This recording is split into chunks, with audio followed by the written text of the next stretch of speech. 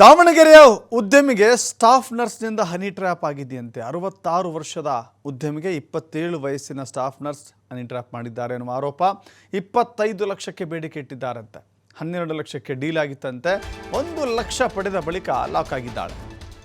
66 ವರ್ಷದ ಉದ್ಯಮಿ, ಆತನ ಜೊತೆ ಸಲುಗೆ, ಪ್ರೇಮ, ಪ್ರೀತಿ ಅನ್ನುವ ರೀತಿಯಲ್ಲಿ ಆಪ್ತತೆ ಗಳಿಸಿ ಆ ನಂತರದಲ್ಲಿ ಹನಿ ಟ್ರ್ಯಾಪ್ ಮಾಡಿ ಬ್ಲ್ಯಾಕ್ ಮೇಲ್ ಮಾಡಿರುವಂಥ ಪ್ರಕರಣ. 25 ಲಕ್ಷಕ್ಕೆ ಬೇಡಿಕೆ, 1 ಲಕ್ಷ ಪಡೆದ ಬಳಿಕ ಆಕೆ ಲಾಕ್ ಆಗಿದ್ದಾಳೆ. ದಾವಣಗೆರೆಯ ವಿದ್ಯಾನಗರ ಪೊಲೀಸರು ಆಕೆಯನ್ನು ಅರೆಸ್ಟ್ ಮಾಡಿದ್ದಾರೆ. ಆಕೆ ಮಾತ್ರವಲ್ಲದೆ 4 ಜನ ಕೂಡ ಅರೆಸ್ಟ್ ಆಗಿದ್ದಾರೆ. ರಾಜಕೀಯ ಪಕ್ಷವೊಂದರ ಜೊತೆ ಗುರುತಿಸಿಕೊಂಡಿದ್ದಂಥ ಉದ್ಯಮಿ 2 ತಿಂಗಳ ಹಿಂದೆ ಸ್ಟಾಫ್ ನರ್ಸ್ ಸುಷ್ಮಿತಾ ಪರಿಚಯ ಆಗುತ್ತೆ.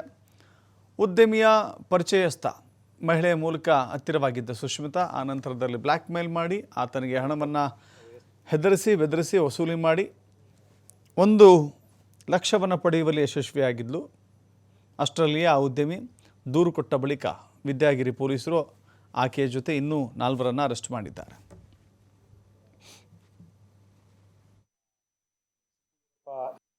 ಪ್ರಕರಣದ ಸಾರಾಂಶವೇನಂತಂದರೆ, ಬಿರಾದಾರಾಗಿರ್ತಕ್ಕಂಥ ದಾವಣಗೆರೆ ನಗರದ ವಾಸಿ ಸುಮಾರು 66 ವರ್ಷ ವಯಸ್ಸಿನ ಇವರು ತಮ್ಮ ವ್ಯಾಪಾರ ಮತ್ತು ವ್ಯವಸಾಯ ಮಾಡ್ಕೊಂಡಿರ್ತಾರೆ.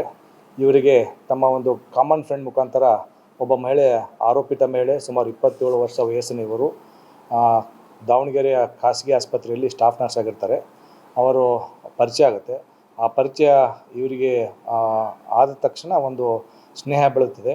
ಆ ಸ್ನೇಹವನ್ನು ಇವರು ಒಳಸಂಚು ರೂಪಿಸಿ, ಇತರ ಆರೋಪಿಗಳೊಂದಿಗೆ ಒಳಸಂಚು ರೂಪಿಸಿ ಸಿದ್ದು ವೀರಪ್ಪ ಬಡಾವಣೆ ಇರತಕ್ಕಂಥ ಒಂದು ಖಾಸಗಿ ಅಪಾರ್ಟ್ಮೆಂಟ್ನಲ್ಲಿ ಇರಬೇಕಾದ್ರೆ 29 ವರ್ಷ ವಯಸ್ಸಿನ ದಸ್ತಿಗಿರ್ತಕ್ಕಂಥ ಆರೋಪಿ ಅವರ ಮನೆ ಅಪಾರ್ಟ್ಮೆಂಟಿಗೆ ಹೋಗ್ಬಿಟ್ಟು ಅಪಾರ್ಟ್ಮೆಂಟಲ್ಲಿ ವಿಡಿಯೋ ಮಾಡ್ತಾನೆ.